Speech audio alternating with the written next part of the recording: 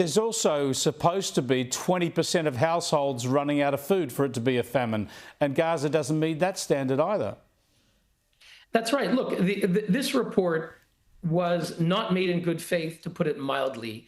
They did not consult Israel, which is a major element in bringing in aid and which has some data on the ground. Israel, through the Gaza Humanitarian Foundation, backed by the United States and Israel, has facilitated tens of millions of meals in the past couple of months alone to people in Gaza. None of this was taken into consideration. They also, the UN measures only trucks that they bring in, not trucks that other people bring in. This report was not made in good faith.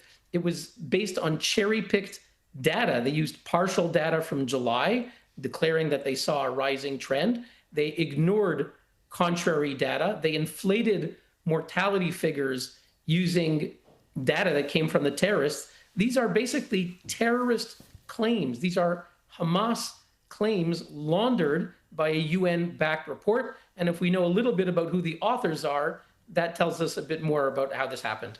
Indeed. Now, I just want to reiterate the point that you made at the outset, and that is that you're not downplaying the trauma in Gaza and the suffering of the people there. It is real. It does need to end. But what is the motivation here? By trying to suggest that most of the trauma is created by a lack of aid, that is a human-induced famine, they're trying to suggest that all the problems in Gaza are the result of Israeli actions rather than stemming from a war that Hamas deliberately continues to prosecute. That's right. Look, let's recall there was a ceasefire on October 6th. On October 7th, Hamas terrorists invaded Israel, slaughtered 1,200 people, committed horrific atrocities, and took some 250 hostages, 50 of whom have never returned. We hope 20 are still alive, maybe more, and they are being tortured. All of this can end.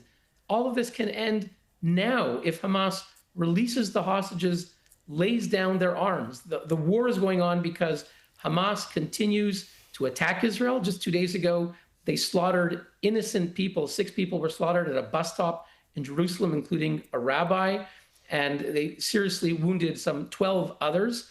This was something that Hamas took credit for. So the war could end. Israel is not trying to harm the population. They're trying to root out Hamas, which is not only attacking Israel, it also subjugates, oppresses, and destroys the future of the Palestinian people themselves. So what is the impact then of reports like this famine one and, as you say, a doctored report effectively? It plays into the international media. Does it actually help to extend the conflict by forcing all the pressure onto Israel and none onto Hamas?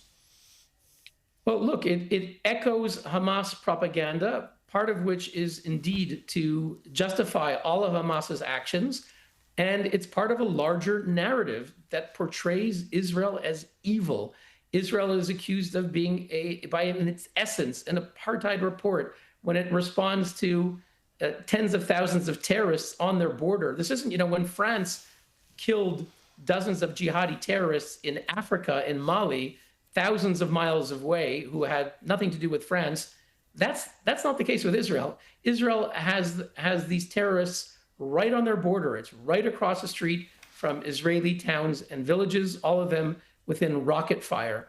So Israel is obliged to root out the terrorists. These reports are designed to portray Israel as evil. And let's be clear, the reason that we've seen a tidal wave of anti-Semitism, anti-Jewish hatred, whether it's from Sydney and Melbourne or in Ottawa, Montreal, Toronto, New York, London, Paris, around the world, anti-Jewish attacks, synagogues being firebombed, is a direct result of this hatred that is being whipped up by these false reports whose purpose is to demonize Israel and, by implication, those who support it, including Jews worldwide.